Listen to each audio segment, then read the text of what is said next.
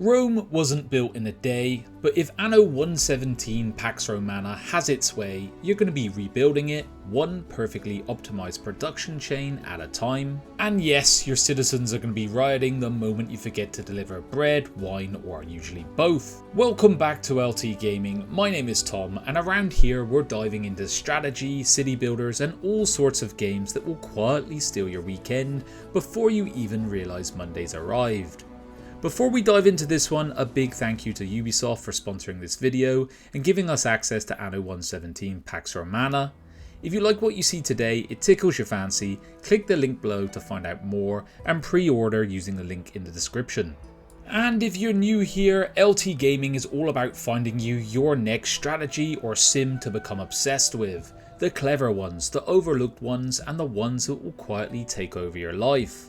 So grab a seat in the Senate, hit subscribe if you feel like it, and let's see whether Anno 117 can truly build the empire that we've been waiting for. So let's kick things off with what Anno 117 Pax Romana actually is. It's of course the latest entry in Ubisoft's long-running city builder series, set of course in one of history's most fascinating experiments in order and discipline, the Pax Romana. You're not a conquering general this time, you're a Roman governor, tasked with keeping the empire's provinces prosperous, loyal, and of course very well supplied. You're going to balance the usual Anno trifecta: production chains, citizen happiness, and expansion, but through a distinctly Roman lens. Build farms, bakeries, bathhouses, expand to new islands, trade olive oil and marble instead of beer and bricks, and when the emperor's emissary shows up asking about your taxes, let's hope your ledgers looked a little bit healthier than mine did. What is clever here is how choice is going to thread through everything you do. The new optional need systems lets you decide how far to push your citizens' luxuries. More demands means higher rewards, but of course that will come with greater risk. Then there's the discovery tree. This is a research system for unlocking new tech and building buffs. While your chosen patron deity, say Ceres in my case for growth, or you could pick Neptune for trade, will shape the tone of your province. And even your ships are going to be modular. So in essence you're building for the type of governor that you want to be. Maybe trader, explorer, or slightly aggressive tax collector, the choice lies with you. You're going to meet traders, pirates and rivals across the Mediterranean, and while peaceful coexistence is encouraged, of course diplomacy will fail sometimes, and there'll be less subtle options of walls, towers, and a well-timed war fleet. So that is the grand vision, LT gamers. Rome at peace but powered by production chains.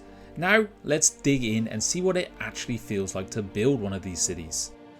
When you first drop into Anno 117, those first moments are going to feel familiar. A handful of settlers, a coastline full of promise, and a to-do list that's going to make you sweat a bit.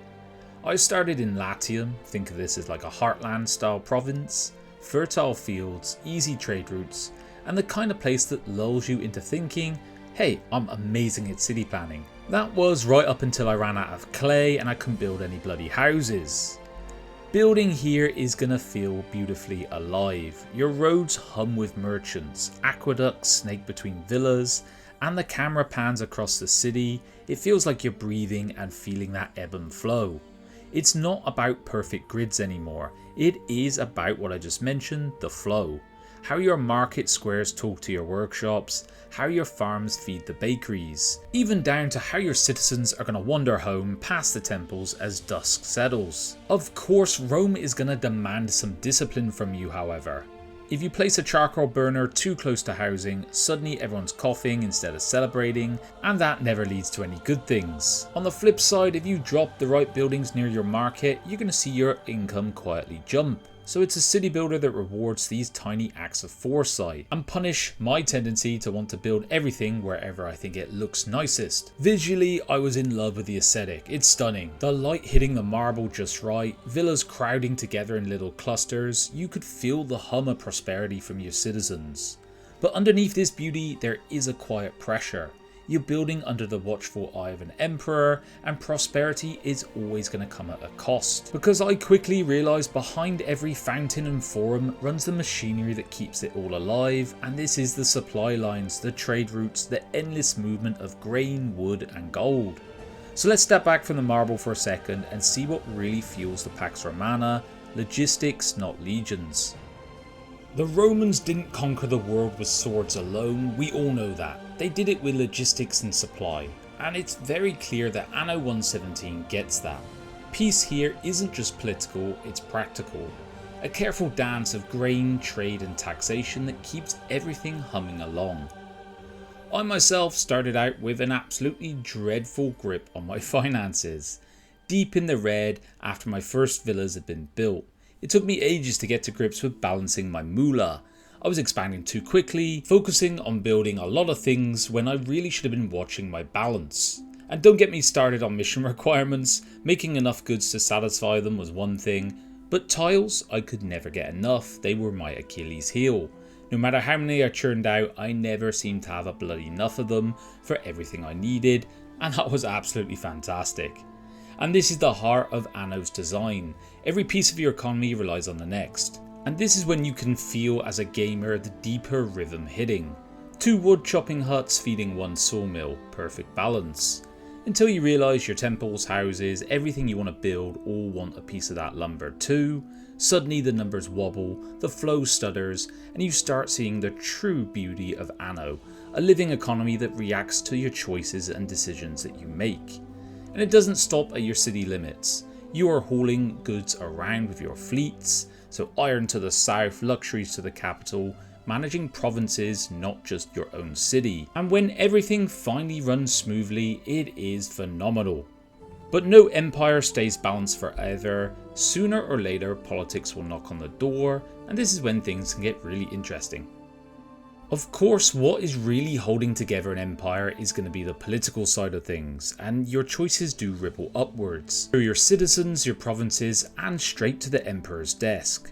So you have to manage people. So your Roman settlers alongside the different cultures, each with their own expectations.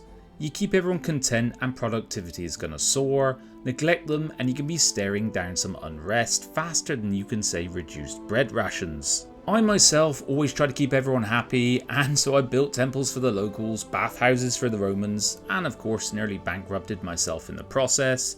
So it turns out diplomacy is not cheap when everyone wants their own festival. Your chosen deity in things plays a big role, so you have Mars for might, Ceres for prosperity, my personal favourite, Neptune for trade. Research in the discovery tree also unlocks new luxuries and technologies, and if things do turn sour, well, there is a reason Rome was known for building its walls. And this is what I love about Anno 117, it doesn't just simulate an empire, it makes you feel the cost of keeping one together. To bring it out to a wider picture, I do feel like we've seen the city builder genre rise, fall, and rise again. From the brilliance of the Impressions game city builders like Pharaoh to the industrial sprawl of Anno 1800, each era has had its masterpieces. And now Anno 117 is stepping up, a Roman entry that finally bridges classic history and modern design. What makes this game special isn't just the scale, it's how it captures the feeling of an empire. Every trade route tells a story, every villa and temple has something going on inside it, and even the small victories like balancing the books or feeding your people effectively feels like it matters. It's smart, grounded and quietly gorgeous in a way only an Anno game can be. As someone who's personally spent far too long obsessing over city builders in the past, this game does feel like a genuine evolution.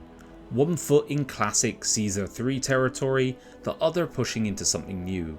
It respects the maths, rewards the creativity, and still leaves room for a bit of chaos when your timber supply inevitably collapses. So is Anno 117 the next great city builder? It's certainly making a strong case, but let me balance this out with a few final thoughts before Rome calls it a day. Now for a bit of honesty and balance, I have seen some of the early feedback on the demo, and I do think some of those points are fair. The UI can be a little bit plain, and the Roman flair isn't there yet.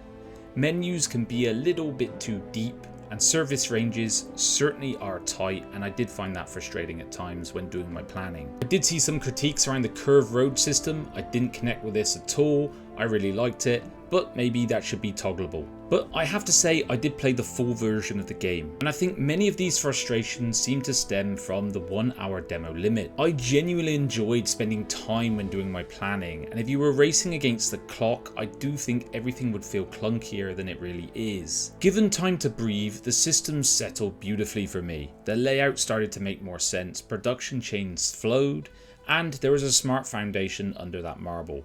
A few tweaks here, a cleaner interface no doubt, a bit more Roman flair in the background, and this could easily be one of the series' most polished entries. The more I've played Anno 117 Pax Romana, the more I'm reminded why this series is still relevant. It's patient, intelligent and quietly confident. The kind of city builder that rewards you for slowing down, thinking things through and enjoying the process.